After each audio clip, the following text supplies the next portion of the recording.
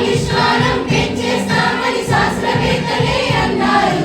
దానిని పెంచేస్తానంటే అది నీ తరమా? అది కాదులే. ఆయుష్కాలం పెంచేస్తామని శాస్త్రవేత్తలే అన్నారు.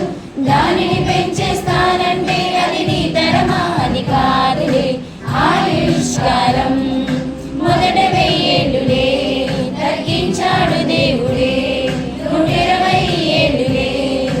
అధిక బలముంటే నేడు 70-80 ఏళ్ళే. ఆయుష్కాలమంతా ఆయాసం దుఃఖమే. నీ చేత కాదంది బైబిలే, నీ చేతులెత్తాలి దానికే.